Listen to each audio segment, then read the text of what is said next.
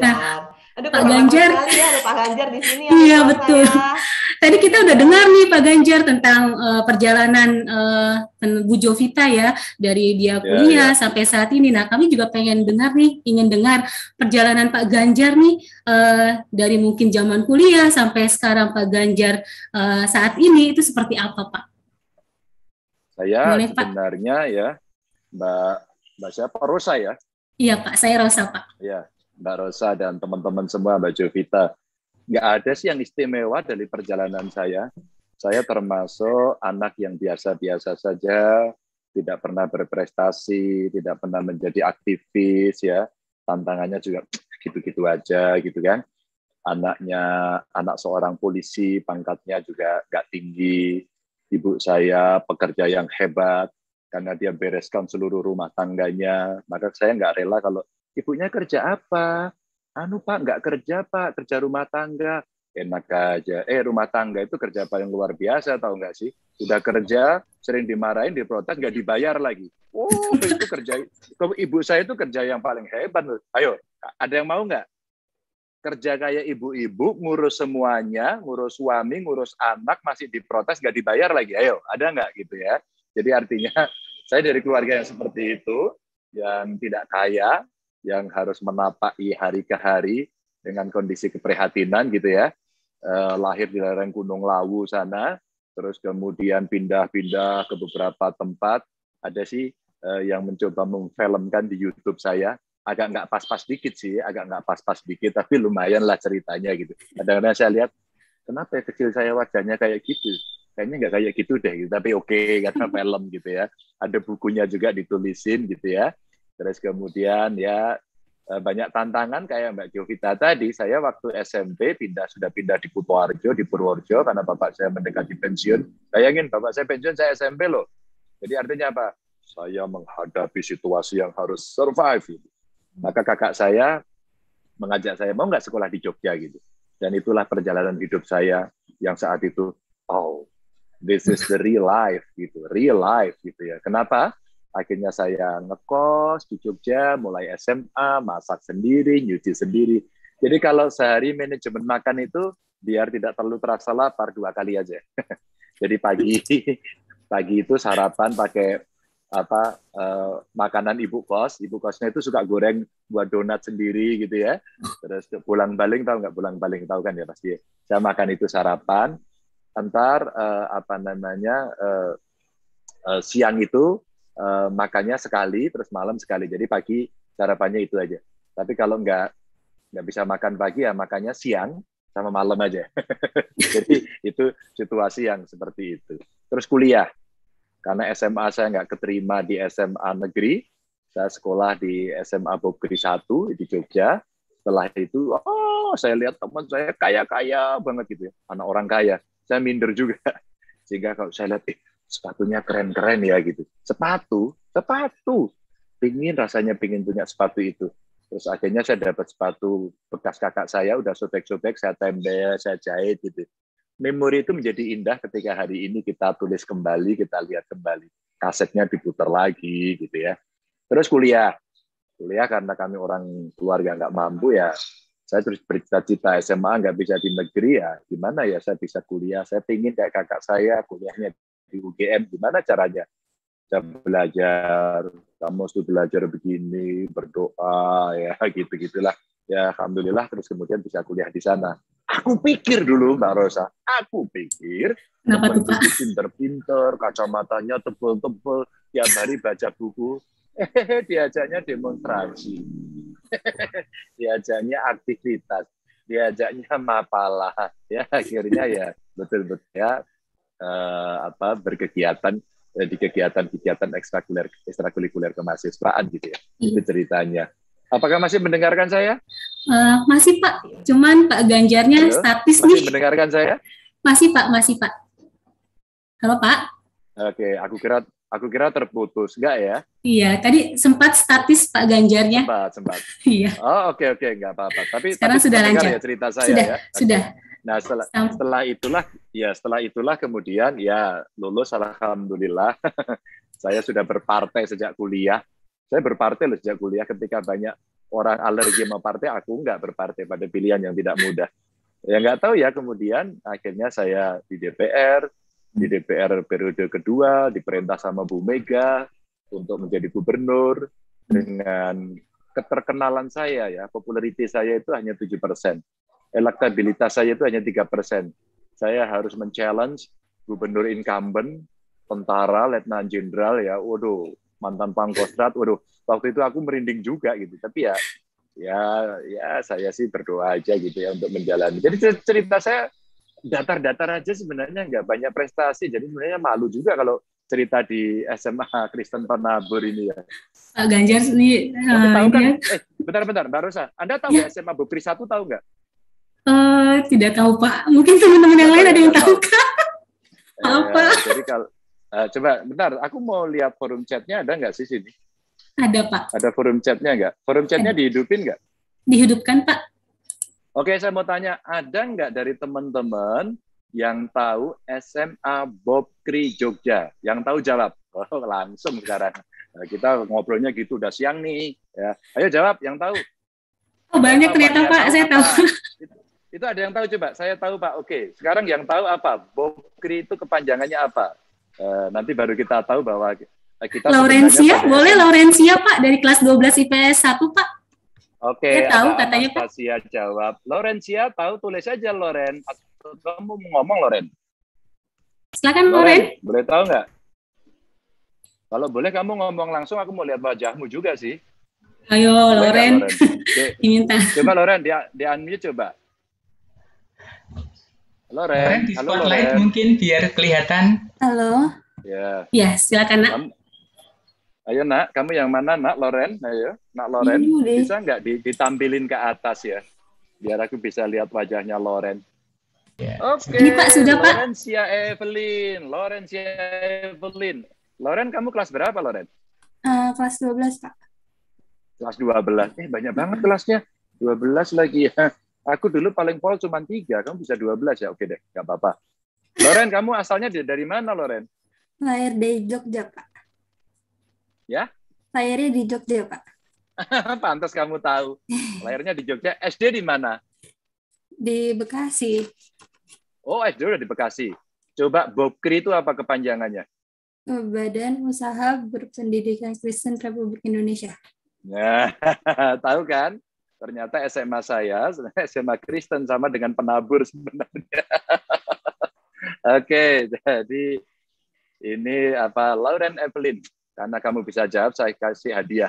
Saya punya produk UMKM dari Jawa Tengah. Wow. Saya punya kaos buatan saya punya buku. Nanti tak kirim ke kamu ya, Loren ya. Oke, Loren. Loren, cita-citamu jadi apa, Loren? Jadi diplomat, Pak. Wow. Diplomat apaan sih? Jadi perwakilan dari Indonesia gitu, Pak, di hubungan internasional. Ah, keren. Kamu memang pengen kuliah apa nanti? Cita-citanya sih jadi rencananya jurusan hubungan internasional. Kamu pengen kuliah di mana? UGM. Ah, kalau kamu lulus dari UGM, kamu harus tahu ketua alumni UGM adalah Ganjar Pranowo ya, dia tahu ya. Oke. Oke, saya doain ya. Amin. Ya, Terima kasih, Pak. Diplomat ya. Bu Menlu itu juga UGM. Jurusannya sama dulu, HI juga gitu ya. Oke, Loren, thank you. Nanti aku minta alamatmu ditulis ya dari panitia yang menghubungi saya, biar aku kirim ke rumahmu. Karena ini apa, UMKM-nya keren-keren di Jawa Tengah, biar kamu tahu. Gitu ceritanya Mbak Rosa. Iya Pak Ganjar. Iya, ini boleh pulang? Jangan dong Pak, Bu Jovita jangan dulu ya. Iya, tapi jangan ngegas. Jangan lift ya. Maksudnya Pak, kan kalau pulang Bapak sudah di rumah ya. Ya. Okay. Nah ini untuk Pak Ganjar dengan Bu Jovita, hal menarik apa sih atau hal ada nggak kesan ketika Bapak dan Ibu ini menjadi pemimpin masyarakat atau mengambil psikolog saat ini? Hal yang berkesan apa buat Bu Jovita ketika menjadi seorang psikolog dan buat Pak Ganjar ketika menjadi seorang pemimpin pelayan masyarakat sampai saat ini? Monggo dijawab Pak, Bu. Mbak Jovita dulu dong. Oh, boleh, dulu. silakan Bu Jovita. Iya. Ladies first ya Pak ya. Iya dong, iya. Iya, iya. Nah, berarti kalau berkesan, berarti saya mungkin ceritakan ambil satu kisah klien ya, Bu Rosa ya. Iya, iya Kak. Oke, iya. Jadi sebetulnya setiap kasus itu berkesan buat saya sebagai seorang psikolog, karena setiap kasus itu saya belajar banyak dari para klien-klien saya. Nah, tapi ada satu yang paling berkesan sampai saat ini masih teringat, dan itu luar biasa sekali. Jadi ada seorang bapak datang ke rumah sakit tempat saya praktek dulu, ya, rumah sakit rawat rumah. Pada saat itu saya masih awal-awal praktek. Nah, ternyata si bapak ini adalah pekerjaannya atau profesinya adalah seorang tukang sapu jalan yang tidak setiap hari bekerja juga. Jadi di sela-sela waktunya dia adalah juga mulung sampah-sampah yang ada di pinggir untuk kemudian dikiloin dan dijual. Dia hidup dari situ, anaknya ada 3, tinggalnya di bawah kolong jembatannya Grogol situ. Nah, dia datang ke rumah sakit Royal Taruma dan saya salut sekali dengan bapak ini. Dia datang, kemudian di bagian pendaftaran dia bilang, boleh nggak saya ketemu sama dokter yang bisa konsultasi tentang masalah, dia bilang gitu. Dia nggak tahu nama psikolog kan, dokter konsultasi masalah. Bagian penerimaan bilang gini, maaf Bapak mau konsultasi, nah biayanya sekian. Terus dia lihat angkanya, dia bilang gini, saya nggak bisa bayar kalau segini. Oh ya berarti nggak bisa Pak, kata orangnya. Terus kalau gitu boleh nggak saya ketemu aja 1 menit aja sama si dokternya, dia bilang gitu. Terus kemudian dia bilang kalau nggak ruangannya di mana. Akhirnya dia mengetok ruangan saya dan saya keluar berkenalan dengan Bapak itu. Singkat kata Bapak itu kemudian berbicara sama saya, dia bilang, Bu, anak saya udah usia 7 tahun dan belum bisa bicara. Bicaranya masih kayak bahasa bayi gitu. Ibu bisa dokter bisa tolong saya nggak? Saya dipanggil dokter di situ ya. Bisa tolong saya nggak? Anak saya ini bicaranya kayak bahasa bayi gitu. Terus kemudian kayak kalau dipanggil namanya nggak bisa noleh dan sebagainya. Akhirnya saya ngobrol-ngobrol sama Bapak ini. Terus kemudian si Bapak ini setelah saya lihat dari kisahnya, anaknya mengidap namanya autism gitu ya. Nah, terus kemudian saya bilang gini, Pak, memang untuk anak Bapak sebetulnya butuh terapi tumbuh kembang.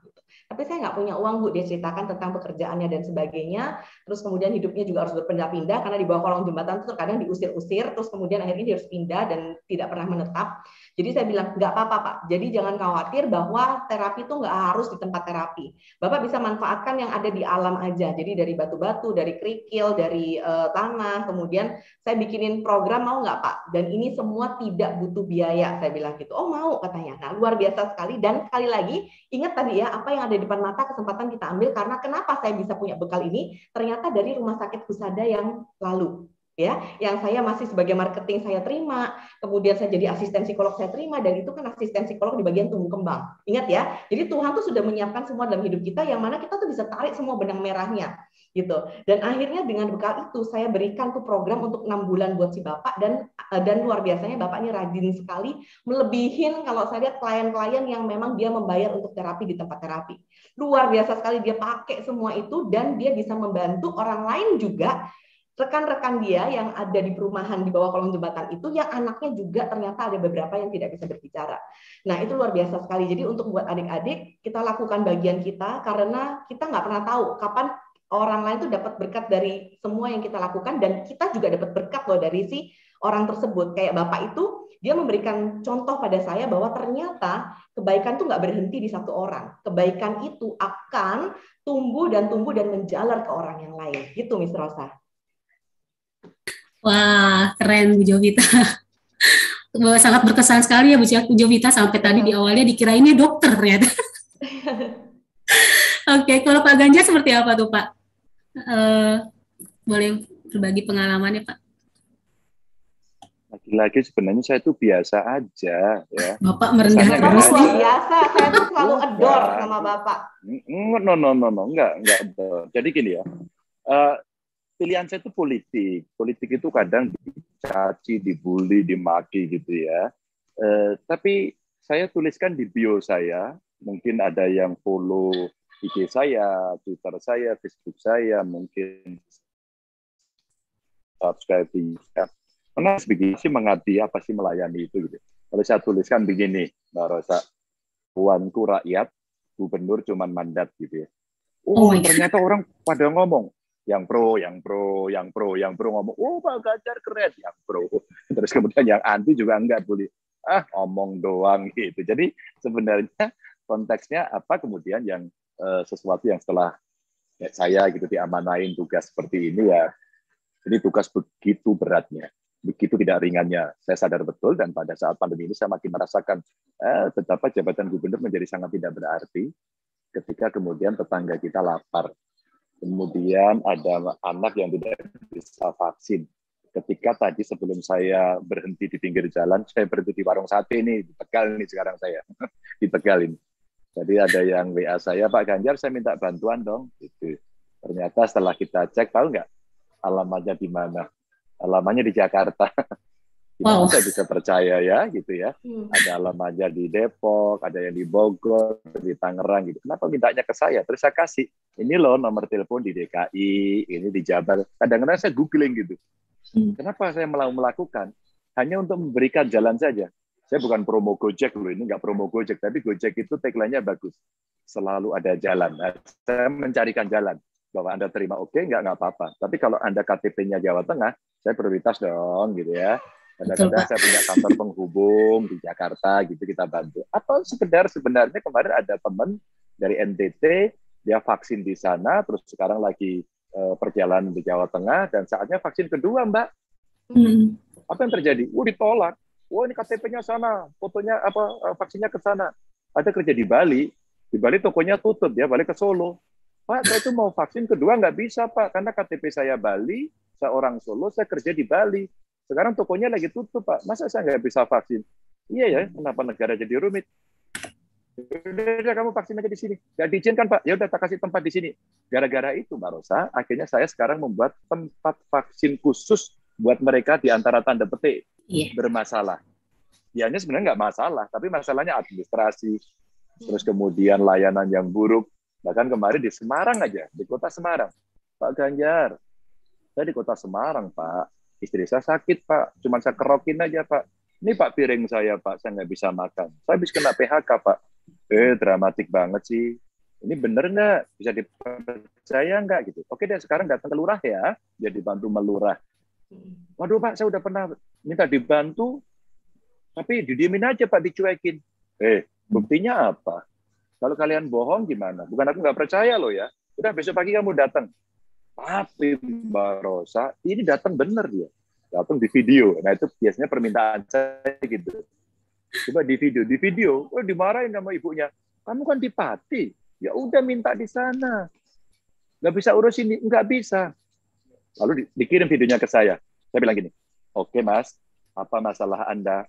Masalah saya nggak punya beras, Pak. Oke, apalagi? Kontrakan saya habis, Pak, saya butuh duit 250.000, Pak. Oke, apalagi? Istri saya sakit. Oke, istrinya Mbak ke puskesmas ya. Kamu ambil beras di rumahku sekarang. Saya bilang gitu. Jadi di rumah saya punya beras, Mbak. Saya punya sembako, udah tak paket-paketin. Hanya untuk gitu. Gimana coba? Jadi saya bilang kadang-kadang, kenapa ya gitu ya. Kemarin ada stafnya Pak Jokowi datang ke Semarang, ngecek gitu. Lapor ke saya. Pak Ganjar, banyak loh warga Indonesia, warga negara Indonesia ini lapor ke Pak Jokowi langsung untuk urusan yang maaf kecil. Oh ya, apa? Tanahnya diserobot, nggak bisa makan, nggak bisa sekolah, nggak bayar sekolah, maksudnya nggak bisa bayar rumah sakit. Oke, sampaikan ke Pak Jokowi ya, saya minta maaf. Yang salah gubernurnya. Kasih sekarang datanya ke saya. Ya tidak semua bisa saya selesaikan sih, tapi kemudian kenapa ya pemerintahan di bawah ini nggak bisa menyelesaikan? Jadi saya dongeng ini untuk cerita apa sih kemudian mesti kita selesaikan, ya tugas kita melayani.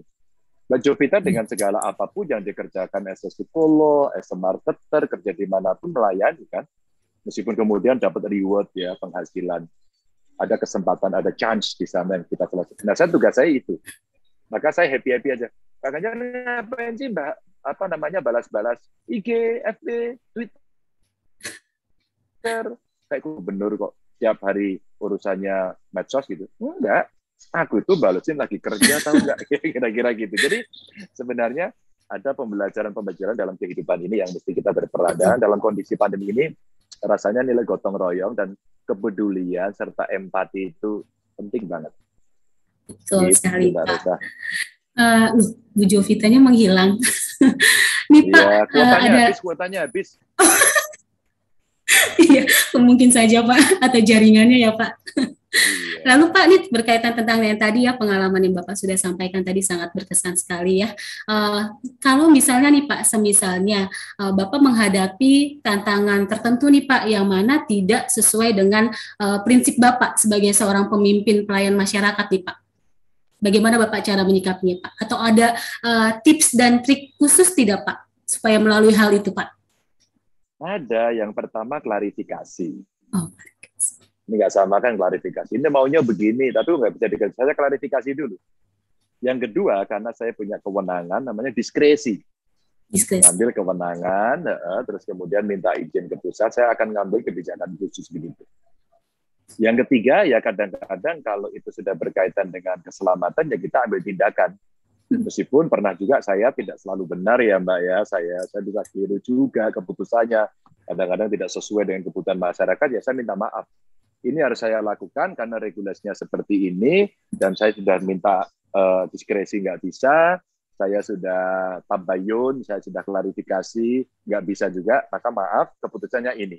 Saya tahu Anda nggak happy, tapi saya minta maaf. Begitu. Tidak malu untuk minta maaf ya Pak ya? Iya. Mungkin memang kita malaikat nggak pernah salah, enggak dong. Iya betul Pak, saya setuju sekali. Bahkan kami juga sebagai guru kalau salah mengajar kami minta maaf Pak, lalu meluruskan. Bagus. Betul, teman-teman anak-anak jangan sering kasih tugas. Tidak Pak, kan tugasnya dikerjakan di KBM Pak. PJJ capek Pak matanya kalau misalnya di luar PJJ. Boleh ya, boleh. PJJ memang capek, maka guru mesti kreatif, murid mesti dekat, kalau yang ngerti tanya, suasana menyenangkan. Gitu kan. Itu muridnya pada protes loh Bu, ke saya Bu, protesnya gini Bu, itu gurunya tuh Bu Rosa galak Pak, tiap hari cuman kasih WA, tugas terus, dikejar-kejar gitu. Saya bilang, tenang bro, tenang sis, tenang. Ya memang kita harus survive dalam kondisi seperti ini gitu. Gitu Bu Rosa. Oke, wah Bapak nih keren sekali. Pak, kalau boleh tahu nih Pak, nih Bu Jovita belum join kembali ya, Bu YN ya. Kalau boleh tahu nih, apa sih yang membuat Bapak atau yang menyemangati Pak Ganjar nih dalam melakukan profesi Bapak saat ini? Yang bikin semangat apa? Mbak. Dulu tuh Presiden mana ya? Iran ya, Ahmadinejad tuh datang kasih kuliah umum di UI. Saya sih ngikuti juga. Ada yang menarik yang barangkali bisa merepresentasikan kita semuanya. Hidup itu hanya sekali, maka harus berarti. Gitu. Berarti hidup itu hanya sekali ya Pak ya? Maka harus berarti gitu ya. Kalau kita bisa memberikan arti, memberikan kesenangan, setidaknya kita ngobrol, Bu Rosa ketawa terus, senyum terus, giginya putih, nggak tahu udah gosok gigi atau belum, kan nggak penting ya. Filter Pak, filter. Bahagia. Loh, kan yang penting bahagia. Kalau iya, orang betul, senang, imunnya naik gitu kan. Udah marah-marah, ya, ngamuk terus, tiap hari kata-katanya kotor, nggak bikin orang senang, dan nggak solutif lagi kan. Kata Bu Tejo yang di YouTube itu nggak solutif katanya gitu kan, nggak bisa memberikan apa-apa. Iya betul Pak. Itu yang bikin semangat. Berarti yang menyemangati Pak Ganjar adalah diri Pak Ganjar sendiri ya Pak ya, secara tidak langsung ya Pak ya. Betul tidak Pak? Ya tentu saja cita-cita saya sudah pada pilihan profesi, tapi di luar juga ada anak saya, istri ya Pak ya, istri saya, ada keluarga saya, ya, ada rakyat saya yang mereka menyemangati. Jadi kalau mereka maki-maki membuli saya itu, bulimu, cacianmu adalah energi gitu. Asik lah. Asik banget Pak. Nah kalau Bu Jovita seperti apa nih Pak? Bu. Kalau boleh tahu nih Bu Jovita, siapa sih atau apa sih yang menyemangati Bu Jovita ketika Bu Jovita menggeluti profesi ini? Mungkin kan psikologi ada apa sih di psikolog? Udah biasa seperti itu. Kira-kira ketika Bu Jovita mengalami hal tersebut, apa yang menyemangati Ibu Jovita? Iya. Wah, saya senang banget tuh dengan kata-kata Pak Ganjar bahwa bulimu energiku gitu ya. Oh, itu mah energize me gitu ya. Nah, iya, jadi yang menyemangati adalah sebetulnya satu memang keluarga-keluarga saya. Jadi suami, kemudian anak-anak, terus kemudian semua klien-klien, dan kemudian setiap feedback yang saya terima, baik itu yang positif maupun yang negatif, itu selalu menyemangati saya sih, Miss. Wah, berarti keluarga ya Bu, yang terpenting adalah keluarga dan orang-orang di sekitar yang mendukung ya pelayanan Bapak dan Ibu. Nah, Anak-anak, apakah ada pertanyaan? Boleh 1 atau 2 orang? Ya. Boleh, Bu Yunika? Bu Yunika, Bu Rugun, boleh ya Bu? Nanti mungkin kegiatan ektur pramuka mundur sedikit ya Bu waktunya. Karena habis ini kami ada kegiatan pramuka juga Pak Ganjar.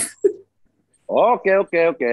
Oke, kita kasih penanya 2, 1 perempuan, 1 laki-laki, dan Ya, perempuan boleh. dulu yang harus tanya. Silakan, adakah?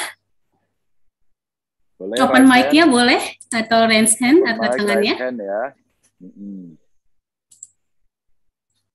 Ini SMA Kristen Penabur itu, SMA-nya anaknya orang kaya ya? Tidak, Pak. Oh tidak ya, aku cuma nanya. Nah, tenang, Tidak, jangan baper Pak. ya. Baper apa saya, Pak? Bayarnya mahal nggak? Untuk SPP-nya masih terjangkau lah, Pak. Oh ya. Pak, ada nih Pak, dari Hiskia nih Pak. Oke. Siapa? Hiskia boleh open mic-nya, Nak? Ya, halo. Boleh cewek dulu nggak? Oh, perempuan oke. dulu ya? Iya. Sangat menghargai wanita, ya Pak ya? Iya dong. Ya. Hiskia, kamu sabar dulu ya. Perempuan dulu, kecuali perempuan udah dikasih kesempatan nggak mau, oke saya kasih kepada cowok. Ada nih Pak, tapi guru, bolehkah Pak? Boleh. Jangankan guru tetangganya sama neneknya aja boleh. Pak Ganjar selalu bikin saya ketawa terus nih. Oke. Miss Mary, halo Miss Mary. Silakan. Ya. Oke, Miss Mary. Oke. Ya, selamat Merry siang Christmas Pak ya, Ganjar. Merry Christmas. Selamat siang Miss Pak. Mary. Ya, saya ngefans banget sama Bapak tuh. Saya udah add IG Bapak udah lama gitu loh. Dong. Jangan gitu dong, jadi malu saya.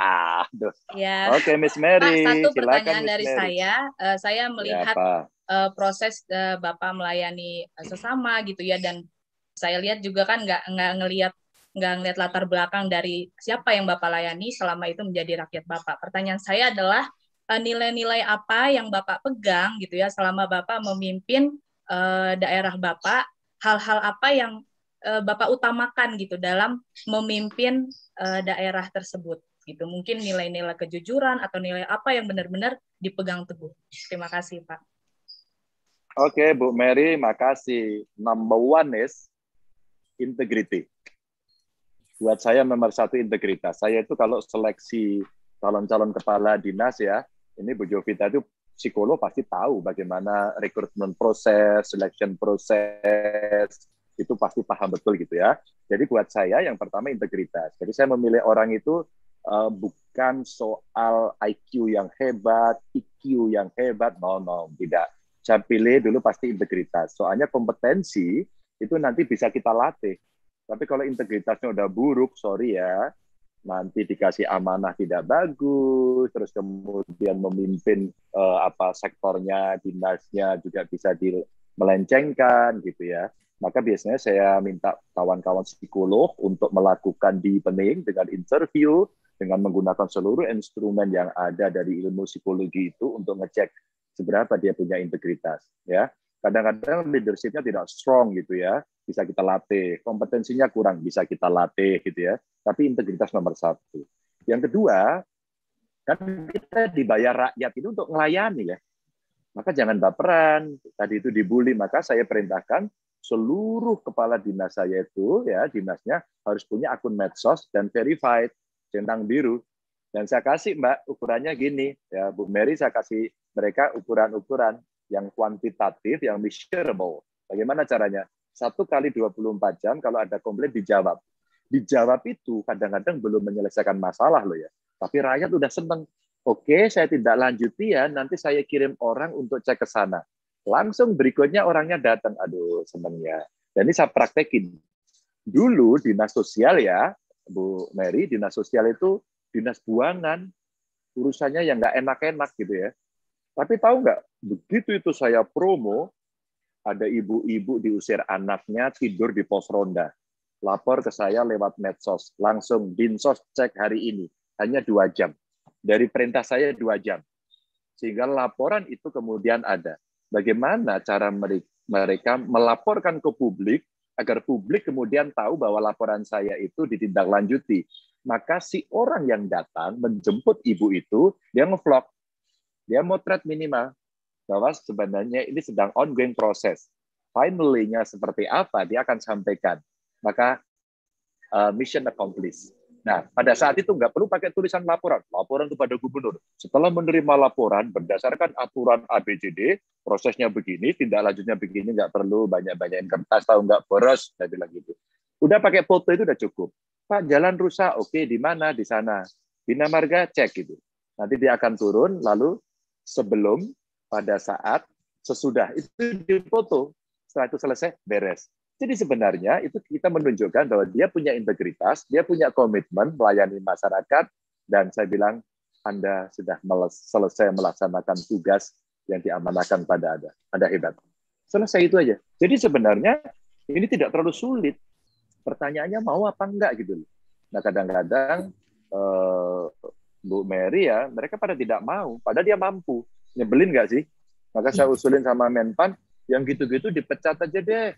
Kan yang pengen jadi PNS banyak, yang pengen melayani banyak, yang ngantri banyak gitu. Jadi sebenarnya saya sampaikan kepada mereka itu. Ya karena saya nggak ada beban apapun, ya saya ngomong seenaknya sendiri gini. Tapi seenaknya itu bukan berarti dalam hati saya ya, dari hati yang paling dalam saya, terus kemudian saya aura-aura, enggak. Saya berpikir, saya membaca data sains, saya melihat track record-nya, saya melihat catatan-catatan kinerjanya sampai pada decision. Sehingga saya ingatkan, jangan korupsi ya. Sekarang nggak ada setoran lagi ya. Kamu kerja bebas-bebas saja, baik-baik saja, layani dengan mudah, murah, cepat. Hanya 3 ini aja. Gampang kan? Mudah, murah, cepat. Hanya itu aja. Ukurannya itu. Dan ukurannya bukan penghargaan dari lomba-lomba, ukurannya kata rakyat. Kalau rakyat mengatakan, Pak Ganjar, saya kemarin lapor langsung tindak lanjuti. Kaget. Jadi dia lapor tuh kaget.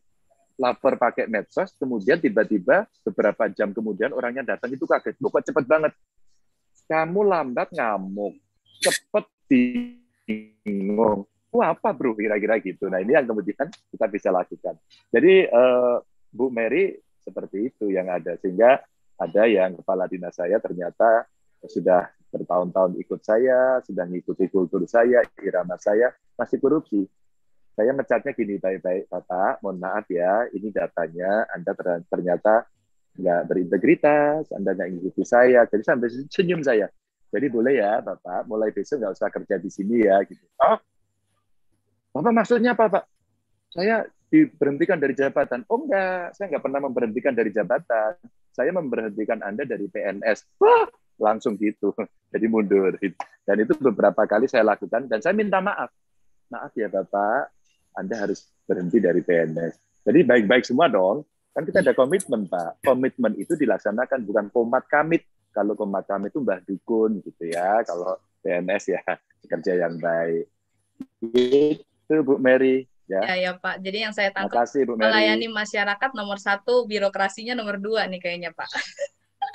Jadi dipermudah segala sesuatu. Ya, integritas dulu nomor 1. Integritas. Oh iya ya, integritas melayani masyarakat. Iya, betul. Iya, baik. Terima kasih Pak Ganjar. Iya. Terima kasih. Sama-sama. Terima kasih Miss Mary. Merry Christmas. Ya. Mary Clementine Pak. Nah Pak, untuk laki-laki. Ya, iya. Tadi yang cowok. Oke. Boleh ya Pak, 2 orang ya Pak. Tadi kan Pak Ganjar minta 1 nih. 2 orang aja. Aku 2 orang, terus kemudian setelah itu aku pamit ya. Iya, jangan kalian boleh, sandra Pak. aku lama-lama di sini ya. Silakan. Yang pertama boleh Hizkia. Apa nih? Hizkia tadi ya. Hizkia dan Michael ya teman-teman ya. Oke, untuk sebelumnya makasih Miss Rosa sama untuk Pak Ganjar dan Bu Jovita. Sebelumnya mau nyampein dulu kalau Pak Ganjar nih sebagai salah satu role model saya dalam perpolitikan, maksudnya yang paling saya tangkap gitu loh, paling mencolok di mata saya. Saya mau nanya untuk Pak Ganjar, kan Pak Ganjar ini statusnya ini udah tingkat tinggi nih, anggapannya bisa dibilang jabatannya tinggi. Ada tips gak Pak dalam mengambil keputusan, karena secara pemerintahan kan pemerintah itu lebih mengutamakan tentang masyarakat, tapi terkadang keputusan itu kan bisa berbeda sama kemauan masyarakat karena ada perbedaan kebudayaan gitu loh. Itu gimana cara Bapak menanggapinya? Kasih Pak. Iya. Iskia, kamu punya contoh nggak Iskia? Contohnya kayak apa? Mama in case terjadi sesuatu yang kamu dalam bayangannya itu adalah visualnya, kasusnya gitu ya. Biar aku jelasin nanti biar crystal clear gitu, biar clear. Kira-kira apa? Jangan-jangan saya pernah ngalami juga kan? Mungkin ada kalau yang sekarang paling mendesak, yang paling terjadi mungkin masalah vaksin kali ya Pak. Karena Banyak beberapa masyarakat yang menolak masalah vaksin. Jadi kan sebenarnya vaksin kan ada suatu perubahan yang baru kan. Cuman ada beberapa emang kebudayaan mereka tuh menolak untuk vaksinasi karena ada latar kebudayaan. Mungkin ada yang bilang vaksinasi itu membawa ada kandungan apanya yang maksudnya tanda kutip haram gitu. Saya nggak tahu lengkapnya gitu. Ya. Oke. Makasih ya. Aku langsung jawab ya. Ini kan jadi bagus pertanyaannya, clear. Jadi penjelasannya nggak kemana-mana. Vaksin itu nanti yang akan divaksin itu kira-kira 70%. Oke? Makanya di Jawa Tengah ada nggak yang nolak vaksin? Ada. Yang hoax banyak. Orang yang bilang katanya kalau disuntik itu ada chipnya, katanya ada babinya di dalam. Emang peternak babi kan nggak juga, gitu ya. Kita itu nggak boleh egois. Rizkia, aku itu waktu dengerin siapa, Mrs. Sarah ya, yang nemuin AstraZeneca di Oxford itu, ini orang keren banget ya, ditepukin di Wimbledon, tahu nggak sih? Yang ditepukin bukan pemain tenisnya. Oke, ladies and gentlemen, this is Mr. Sarah. Wow, semua tepuk tangan, penemu AstraZeneca. Dan digratisin, tahu nggak sih? Yang nggak ngambil patentnya. Tiba-tiba, cerita berikutnya muncul ada 2 orang Indonesia. Ya. Satu cowok, satu cewek yang menjadi satu tim ya, yang menciptakan AstraZeneca. Dan itu murah banget. Ternyata 2 orang itu orang Indonesia. Dalam hati kecil saya, kapan ya saya bisa ngobrol sama orang ini? Tuhan itu kasih rezeki gampang. Tiba-tiba duta besar Inggris itu pasang di IG-nya bahwa dia mau wawancara 2 orang Indonesia itu gitu ya. Langsung saya dapat flyernya, saya kirim ke Pak Duta Besar kita, Pak Desra Percaya namanya. Orangnya baik banget. Bro, saya bilang gitu. Anda mau ngobrol di IG Live ya? Saya ikut dong gitu. Aduh, Pak Gubernur, Pak Ganjar, jangan ikut dong, Bapak harus ikut bicara. Enggak, aku mau follow aja. Aku pengen nanti pada saat itu kasih dong kesempatan aku penanya. Gitu. Aku penanya. Ternyata karena baiknya Pak Dubes, saya dipaksa untuk menjadi pembicara. Akhirnya kita bicara berempat dengan layar seperti ini. Kita bicara berempat, dan akhirnya saya kenal. Saya hanya ingin mengatakan saja, I would like to say thank you so much. Gitu loh. We have a pride. We have a pride. Gitu ya. Jadi kita punya kebanggaan ada orang Indonesia. Nah, pada saat itulah, ini pertanyaan sama Iskia. Kita kan vaksinnya impor nih ya. Kita belum bisa buat sendiri. Vaksin Nusantara merah putih juga belum jadi gitu ya. Kampus Merdeka ada, tapi ya hasilnya belum. Tapi saya mendorong sih. Lalu bagaimana dengan itu? Inggris itu 88% saat itu udah divaksin, maka mereka nonton Piala Eropa bebas, rame-rame bebas. Di kita belum. Nanti 70%. Kalau yang nolak gimana? Daripada saya negosiasi sulit, ya pertama saya negosiasi dulu tahapannya gini. Saya jelaskan literasinya, jaminan keamanan, ya. Terus kemudian dari sisi medisnya, pokoknya aman deh gitu. Tapi kami tetap tidak mau. Itu haram kami. Oke, Anda termasuk yang sulit kan? Kalau Anda yang sulit, Anda kan saya masukkan yang 30% nggak usah divaksin. Kok repot amat sih? Nggak usah repot kan? Nggak usah. Anda masuk 30% aja gitu ya. Ada tapi yang 70%, iya, yang 70% harus saya encourage. Dia harus saya dorong. Hari ini saya di Kabupaten Tegal bersama Panglima Armada Pangko Armada 2 ya, Panglima Angkatan Laut kita di Surabaya lagi melakukan vaksinasi. Oh, saya teriak-teriak, siapa yang tidak mau divaksin gitu? Ada Pak tetangga saya, lah kok mau? Kamu kok mau di sini sekarang divaksin? Iya Pak, ini penting untuk siapa? Untuk saya, untuk keluarga saya. Nah itu kita rekam. Maka seringkali yang begitu-begitu saya upload di YouTube, saya upload di IG saya, di medsos saya agar ada edukasi. Literasinya cukup. Sakit nggak? Enggak. Sehat nggak? Sehat Pak, sekarang saya lebih pede. Terus saya kasih datanya. Itu, saya kasih datanya. Bapak, Ibu, Saudara-saudara, ketahuilah bahwa yang meninggal paling banyak itu 1 lansia. 2 punya komorbid, penyakit bawaan. 3 belum divaksin. Kalau udah divaksin, rata-rata mereka akan ya kalau kena virus itu relatif lebih aman, lebih kuat relatif. Jadi Corbusier kemarin juga begitu kan. Wah, katanya dia kena badai sitokin. Selamat kan udah divaksin begitu ya. Jadi artinya ini loh contoh nyatanya. Tapi kalau Hizkia, Bu Jovita, Bu Rosa tetap tidak percaya, ya udah Anda bertiga nggak usah divaksin ya. Sorry aja loh, udah tak peringatin ya, kalau nanti ada apa-apa, aku sudah melaksanakan tugas, kira-kira begitu kan. Nah, terus kemudian nanti publik kita ajak bicara, edukasi publiknya di sana. Maka kenapa kemudian saya coba ngobrol dengan anak-anak yang seusia dengan saya ya, yang seusia dengan saya itu Mama Hizkia, ini kan seusia dengan saya. Jadi saya ngobrolnya ya dengan gaya dia, dengan medsos, diksinya anak muda, menjelaskannya dengan anak muda gitu. Kan saya nggak bisa ngomong sama Hizkia yang sebaya dengan saya, Bapak Hizkia yang sangat saya hormati, ya Bu Jovita dan Bu Rosa yang terhormat, dengan pertama-pertama marilah kita panjatkan puji syukur kehadirat Tuhan Yang Maha Esa, dan mudah-mudahan kita diberikan keamanan. Aduh, lama banget, itu nggak bisa begitu dong. Buru tidur ya Pak? Iya.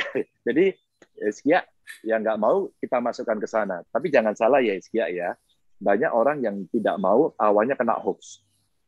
Maka saya tampilkan hoax-hoaxnya. Ada video-videonya dong ya kita. Saya kan ngumpulin juga.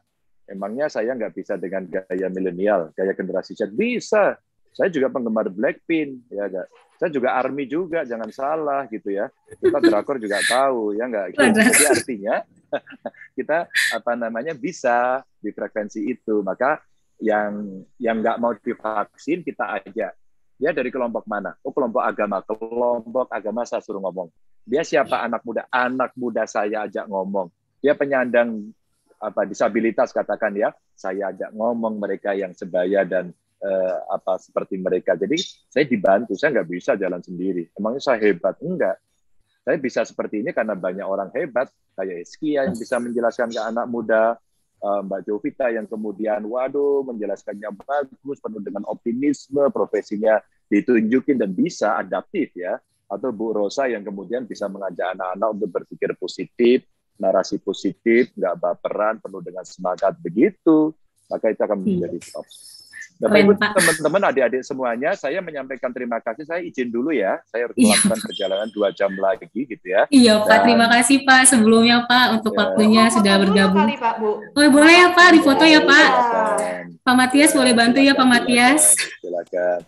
Nanti diterusin ya sama Mbak Jovita biar dihabisin sama beliau. Siap Pak, terima kasih Pak.